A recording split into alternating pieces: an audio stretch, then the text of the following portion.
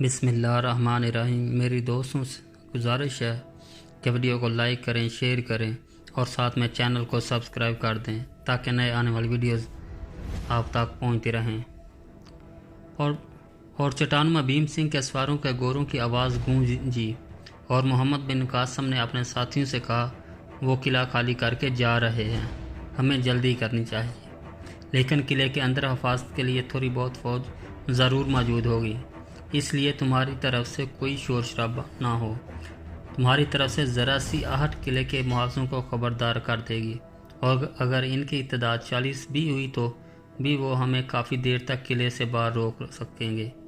یہ ہدایت دینے کے بعد محمد بن قاسم نے اپنے جان بازوں کو چھوٹی چھوٹی ٹولیوں میں تقسیم کیا اور قلعے کی طرف پیش قدمی کی۔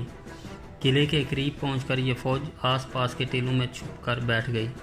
فصیلوں پر پہرہ داروں کی آواز میں تھکاوٹ اور نیند کی جھلک تھی، اور یہ محسوس ہوتا تھا کہ وہ بولنے کی بجائے بربرا رہے ہیں۔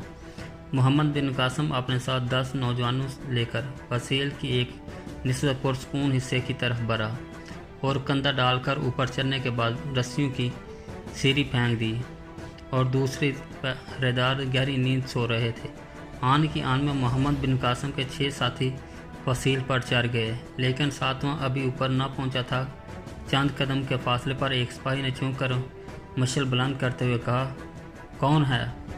دوسرے سپاہی نے چلا کر کہا، دشمن آ گیا، ہوشیار۔ محمد بن قاسم نے اللہ اکبر کا نعرہ بلند کیا اور ساتھ ہی ایک زوردار حملے سے فصیل کا بہت سا حصہ خالی کر دیا، اور یہ نعرہ سن کر قلعے کے باہر چھپے ہوئے سپاہی آگے آئے اور کمندیں ڈال کر فصیل پر چڑھنے لگے۔ قلعے کے اندر آرام سے سونے والے سپاہی ابھی اپنی تلواریں سنبھال رہے تھے کہ محمد بن قاسم نے پھر سپاہی فصیل پر چڑھ گئے۔ پہرہ داروں نے زیادہ دیر فصیل پر مزاحمت کرنے کی بجائے اندر جا کر گہری نیند سونے والے ساتھیوں کو جگانا زیادہ مناسب خیال کیا، اور انہوں نے زیادہ دیر ڈٹ کر لڑنے پر ایک سرنگ کے راستے فرار ہونے کو ترجیح دی۔ سرنگ بہت تنگ تھی اور تمام سپاہی بیک وقت اس میں گھس چاہتے تھے۔ بعض نے مایوس ہو کر قلعے کا دروازہ کھول دیا، اور کوئی پیدل اور کوئی گھوڑے پر سوار ہو کر قلعے سے باہر نکل آیا۔ قلعے کا دروازہ کھلتا دیکھ کر مسلمان بھی فصیل پر چڑھنے کا خیال ترک کر کے اس طرف بڑھے، اور زیادہ آدمیوں کو فرار کا موقع نہ مل سکا۔ دشمن نے چاروں طرف سے مایوس ہو کر تلواریں سونت لیں، لیکن تھوڑی دیر مقابلہ کرنے کے بعد ہتھیار ڈال دیے گئے۔ قلعے کے اندر سرنگ میں جمع ہونے والے سپاہی بری طرح ایک دوسرے سے دست و گریبان ہو رہے تھے۔ ان کا شور سن کر محمد بن قاسم ایک پہرے دار کے نیچے گری ہوئی مشعل اٹھا کر چند سپاہیوں کے ساتھ مختلف کمروں سے گزرتا ہوا ایک تہہ خانے کے ایک دروازے تک پہنچا، اور فارسی زبان میں بولا، تم میں سے جو فرار ہونا چاہتا ہے، اس کے لیے قلعے کا دروازہ کھلا ہے، تم اپنے ہتھیار پھینک کر جا سکتے ہو۔ یہ کہہ کر محمد بن قاسم ایک طرف ہٹ گیا۔ راجہ کے سپاہیوں نے جو فارسی جانتے تھے، انہوں نے ایک دوسرے کو محمد بن قاسم کا مطلب سمجھایا، اور محمد بن قاسم کو شکوک نگاہوں سے دیکھتے ہوئے تہہ خانے سے باہر نکل آئے۔ بعض نے سرنگ کو ترجیح دی، لیکن محمد بن قاسم کے اشارے سے چند سپاہی تہہ خانے میں داخل ہوئے اور تلواریں سونت کر سرنگ کے منہ پر کھڑے ہو گئے۔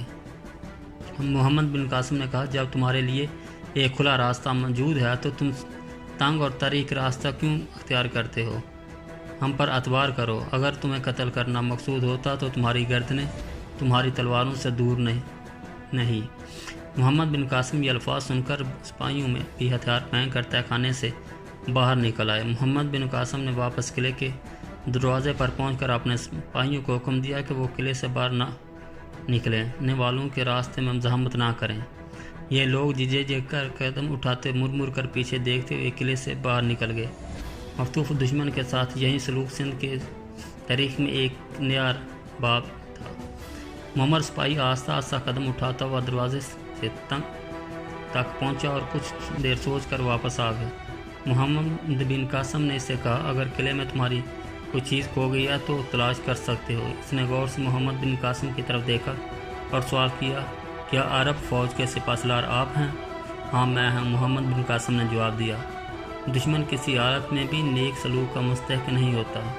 کیا میں پوچھ سکتا ہوں کہ آپ نے ہمارے ساتھ یہ سلوک کیوں کیا؟ ہمارا مقصد دشمن کو تباہ کرنا نہیں بلکہ اس کو سلامتی کا راستہ دکھانا ہے۔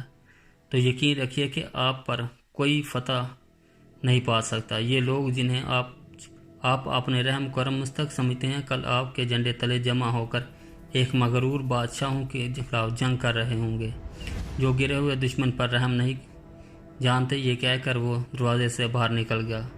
محمد بن قاسم نے قلعے کا چکر لگایا۔ چند تہ کھانے پینے کی اشیاء سے بھرے پڑے تھے اور استبل میں 60 گھوڑے موجود تھے۔ محمد بن قاسم کو یقین تھا کہ محمد بن ہارون کے تعاقب میں جانے والی فوج یہ قلعہ فتح ہو جانے کی خبر سنتے ہی واپس آ جائے گی۔ اس نے محمد بن ہارون کے پاس 4 سوار یہ پیغام دے کر روانہ کیے کہ وہ کسی محفوظ مقام پر پڑاؤ ڈال کر اس کے احکام کا انتظار کرے۔ اس کے بعد اسے قلعے کا دروازہ بند کر کے فصیل پر چاروں طرف تیر انداز بٹھا دیے گئے۔ قلعے پر جا اسلامی پرچم نصب کر دیے گئے۔ محمد بن قاسم پر کھڑا طلوع آفتاب کا منظر دیکھ رہا تھا۔ اس سے مشرق سے 30-40 سواروں کا ایک دستہ قلعے کی طرف آتا دکھائی دیا۔ محمد بن قاسم اس کے ساتھی اسے سندھ کی فوج کا دستہ سمجھتے ہوئے کمانوں پر تیر چرا کر بیٹھ گئے۔ یہ سوار قلعے سے کوئی 300-400 کے قدم کے فاصلے پر آ کر رک گئے اور ایک سوار اپنے ساتھیوں سے علیحدہ ہو کر گھوڑے کو سر پر دراتا ہوا فصیل کی طرف بڑھا۔ تیر انداز محمد بن قاسم کے اشارے کے منتظر تھے کہ محمد بن قاسم نے انہیں ہاتھ کے اشارے سے منع کیا۔